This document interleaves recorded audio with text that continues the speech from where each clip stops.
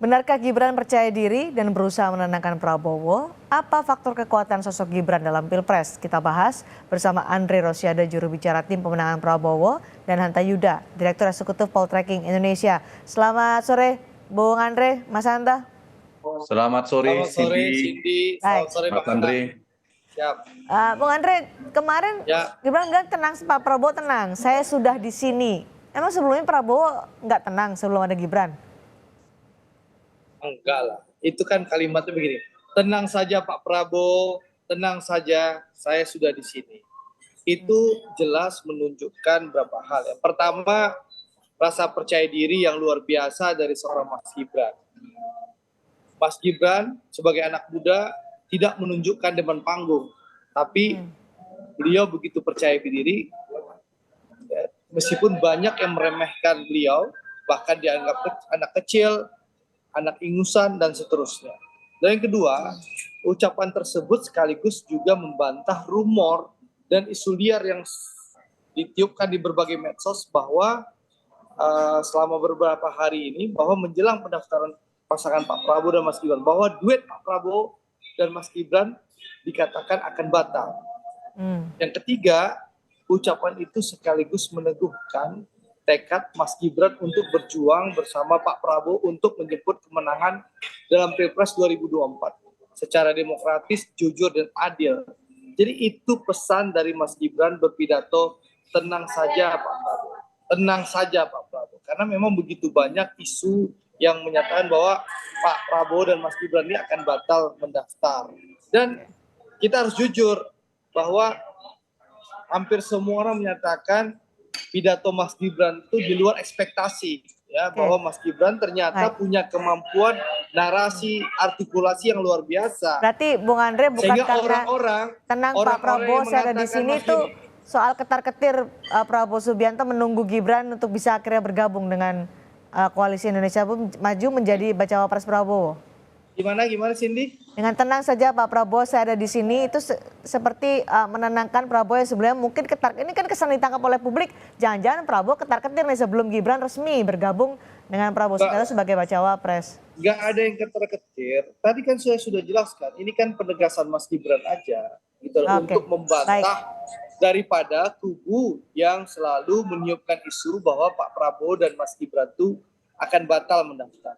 Dan juga menegaskan kepada orang-orang kelompok yang selalu menyampaikan bahwa Mas Gibran itu anak kecil, bocil, anak ingusan, anak kemarin sore. Ternyata semua kaget. Ternyata Mas Gibran punya artikulasi, kemampuan bicara, dan visi yang jelas. Baik, Mas untuk Hanta mendampingi Pak Prabowo, begitu. Mas Hanta, Anda membacanya bagaimana pernyataan Gibran? Tenang saja Pak Prabowo, saya sudah di sini. Ya, seperti memang menjawab pertanyaan atau keinginan Pak Prabowo selama ini. Kalau kita cermati memang Pak Prabowo memiliki keyakinan politik yang sangat kuat untuk memenangkan Pilpres 2024 mendatang memang harus bersama Pak Jokowi. Dan satu-satunya figur yang memiliki terasosiasi kuat, terrepresentasi kuat ke Jokowi adalah Gibran dalam konteks ini. Karena itu pesan Mas Gibran itu saya kira ada dua makna. Satu makna secara tersurat dalam konteks jawaban atas beberapa hal dinamika politik jangka pendek terkini yang dinamis pergerakannya. Yang kedua ada makna tersiratnya. Yang tersurat itu tentu menjawab 4 kekhawatiran kalau tidak jadi seperti Cindy katakan Pak Prabowo tidak jadi berpasangan dengan Mas Gibran. Ada 4 kendala dan itu sudah selesai, sudah dihadapi lepas semua oleh Gibran. Satu, soal usia, itu sudah dijawab oleh MK meskipun masih kontroversial. Yang kedua adalah soal Gibran masih kader PD Perjuangan, tapi relatif ternyata Gibran sudah melakukan komunikasi ke PDIP meskipun respon PD Perjuangan tentu belum jelas hingga saat ini. Yang ketiga dari sisi kesepakatan di internal koalisi pendukung Pak Prabowo Gibran itu juga sebelumnya kan belum ada kata sepakat. Akhirnya sepakat dengan nama Gibran. Dan yang keempat adalah soal restu Pak Jokowi yang ditunggu, dan itu Pak Jokowi di publik juga mengatakan merestui. Karena itu sebelumnya dikhawatirkan telunjuk Pak Jokowi ini pengaruhnya bisa kemana-mana, bisa kadang ke Mas Gibran, kadang ke Mas Ganjar, kadang bisa bergeser ke Pak Prabowo. Hari ini Pak Prabowo sudah berhasil mengikat telunjuk Pak Jokowi hanya diarahkan ke pasangan Prabowo Gibran. Dari sisi yang tersuratnya jelas itu ya. Kemudian secara tersirat juga juga menjawab keraguan bahwa sebagian orang menganggap Mas Gibran akan menjadi faktor penggerus. Tapi Gibran mengirimkan pesan, tenang saja Pak Prabowo, saya bisa sebaliknya. Seperti pisau bermata dua tadi, bukan akan menjadi sebagai faktor penggerus, tapi akan menjadi faktor pendongkrak elektabilitas. Karena paling tidak ada faktor kebersamaan dengan Pak Jokowi, basis-basis Jokowi di Jawa Tengah misalnya, itu ada potensi bisa dikapitalisasi bergeser mendukung pasangan Prabowo Gibran. Kemudian juga bisa dari sisi pengaruh kekuasaan dan mesin elektoral yang dimiliki oleh Pak Jokowi. Sekaligus ingin menjawab soal dua keraguan bahwa ada sebagian basis pemilih Pak Prabowo yang setia seperti di Jawa Barat ada potensi akan pergi, hanya potensi ya. Itu tenang saja Pak Prabowo kira-kira. Tidak dengan Mas Gibran menjadi wakil. Yang kedua, soal isu-isu politik dinasti dan sebagainya dari kelas menengah ke atas, kemudian juga dari sebagian masyarakat juga mempersoalkan ini, mungkin ingin merespon itu bahwa Gibran meyakinkan Pak Prabowo dan seluruh bangunan koalisi yang mendukung partai-partai dan relawan semua kubu politik Pak Prabowo bahwa Gibran akan menjadi lebih sebagai faktor pendongkrak elektabilitas ketimbang menjadi faktor penggerus. Mungkin itu pesan tersirat lebih dalam yang dikirimkan diyakinkan oleh Gibran pede ada dia di situ, maka Prabowo Subianto bisa meraih kemenangan, begitu Mas Hanta? Ya, paling tidak itu pesan secara elektoralnya ya meyakinkan itu, dan betul, dan Pak Prabowo memang yakin kalau 2002 kali pemilu itu Pak Prabowo berhadapan dengan Jokowi. Ingat itu Cindy. Tapi 2024 Pak Prabowo bersama Pak Jokowi. Dalam hal ini Gibran tentu ada Pak Jokowi di sana. Itu yang beda dengan peta politik dua kali Pak Prabowo kalah. Yang kedua jangan lupa dua kali Pak Prabowo kalah cawapresnya berasal dari luar Jawa. Hari ini dari Jawa. Itu bedanya komposisi politik Pak Prabowo di 2024, dan saya kira perkirakan menjadi berpotensi menjadi kandidat yang pasangan kandidat yang tidak hanya kuat tapi sangat kuat. Tadi Mas Hanta sudah menyinggung soal pendukung loyal Prabowo yang bisa saja berpindah karena ada Gibran yang bergabung dengan Prabowo Subianto. Nah, soal pendukung loyal Prabowo ini apakah mereka masih berpotensi untuk berpindah yang belum bisa menerima Gibran secara penuh dalam artian ini? Iya. Mas Hanta dulu. Ya, itu Pak Prabowo ini spektrum politiknya kan diuntungkan karena di tengah ya, Cindy. Kita tahu misalnya dari kelompok yang puas dengan kinerja Pak Jokowi itu terbelah separuh-separuh di Pak Prabowo dan Mas Ganjar. Yang tidak puas pun Pak Prabowo dapat dari ceruk ini, berbagi berseparuh-separuh dengan Anies Baswedan. Pun pemilih 2019 yang lalu, yang pemilih Pak Jokowi itu terbelah meskipun lebih banyak ke Mas Ganjar, tapi ada juga yang berpindah ke Pak Prabowo karena faktor kedekatan dengan Pak Jokowi. Sebaliknya yang 44%, kalau pendukung Jokowi 45%, pendukung Pak Prabowo 44% lebih kurang di pemilu yang lalu, itu sekitar 65-70% masih setia bersama Pak Prabowo. Sebagian sedikit bergeser ke Anies Baswedan. Dan inilah yang menyebabkan posisi elektoral Pak Prabowo itu relatif stabil karena dia dapat dari dua ceruk yang berbeda berhadapan. Nah, ketika saat ini ada sebagian basis seperti di Jawa Barat yang setia dengan Pak Prabowo sejak 2019 dan 2014 yang lalu, yang mereka mungkin tidak terlalu apresiasi positif kinerja Pak Jokowi, mungkin bisa dikatakan tidak begitu suka dengan Pak Jokowi karena lebih suka dengan Pak Prabowo. Ada potensi karena sekarang wakilnya Mas Gibran semakin dekat dengan Pak Jokowi. Lagi-lagi saya katakan potensi ya, perlu diukur ke depannya. Potensi ada yang pergi di Jawa Barat. Tapi kalau beberapa provinsi termasuk misalnya apakah provinsinya Bang Andre ini juga di Sumbar dan seterusnya. Tapi diukur kalau yang kecewanya bisa jadi tidak karena ada strategi treatment yang mereka lakukan, atau yang pergi itu hanya 1-2 orang, tapi yang datang dari Jawa Tengah dan Jawa Timur justru lebih banyak, maka faktor pendongkraknya lebih kuat daripada penggerus. Tetapi kalau sebaliknya ya akan menjadi faktor penggerus termasuk isu-isu negatif. Tergantung, perlu diukur 1-2 bulan ke depan, Cindy. Oke, jadi Bung Andre, karena ada Gibran di situ jadi tenang ya, nggak khawatir pendukung loyal Prabowo berpindah karena ada Gibran berpasangan dengan Prabowo Subianto. Yang notabene adalah Gibran anak Joko Widodo yang rival 2 kali pemilu dengan Prabowo. Jadi Cindy begini, saya ini kan pelaku lapangan. Saya yang ada di lapangan, saya merasakan kondisi di lapangan, ya, bahwa memang betul sebagian kecil pendukung Pak Prabowo itu bergeser, kita sebut aja ke Anies Baswedan. Ya, sejak Anies Baswedan itu mendeklarasikan diri di Oktober 2022, ya, sebagian bergeser. Tapi Pak Prabowo perlahan tapi pasti bisa menarik kembali pendukungnya, Sekarang itu tadi Bang Hanta udah bilang 60-65% pendukung Pak Prabowo di 2019 sudah kembali kepada Pak Prabowo. Itu sudah menjadi pendukung loyal ya Pak Prabowo. Sehingga siapapun yang akan ditunjuk oleh Pak Prabowo menjadi calon wakil presiden, insya Allah yang 60-65% itu sudah bertahan. Ya akan tetap bersama Pak Prabowo. Kenapa? Karena isu Pak Prabowo bersama Pak Jokowi itu ya sudah 4 tahun ini dimainkan dan itu sudah menggeser 35-40% pemilih Pak Prabowo. Yang 60-65% ini pemilih loyal sini. Nah, satu.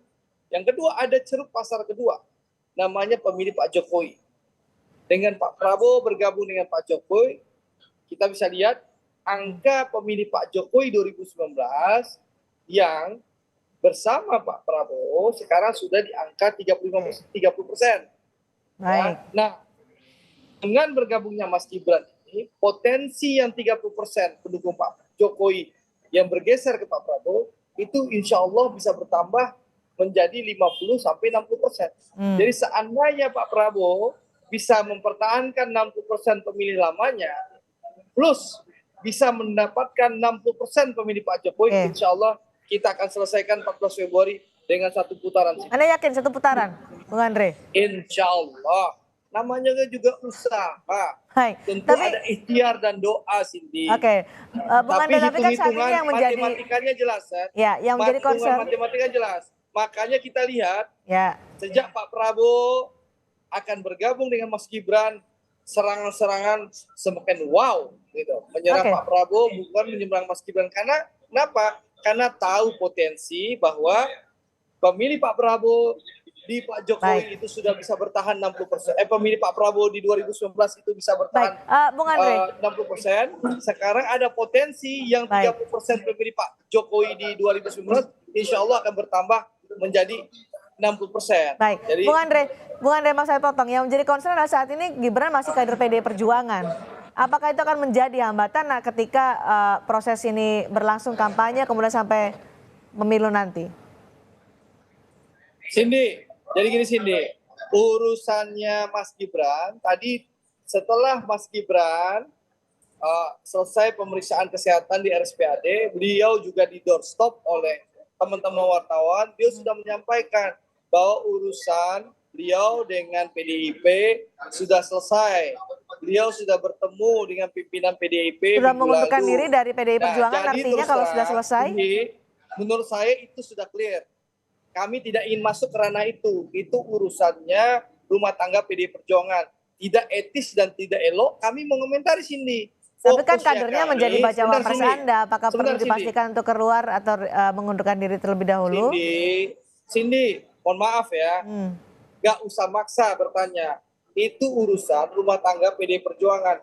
Kami tidak etis dan tidak elok mengomentari urusan rumah tangga PDI Perjuangan. Apalagi Mas Gibran sudah menganggap ini selesai.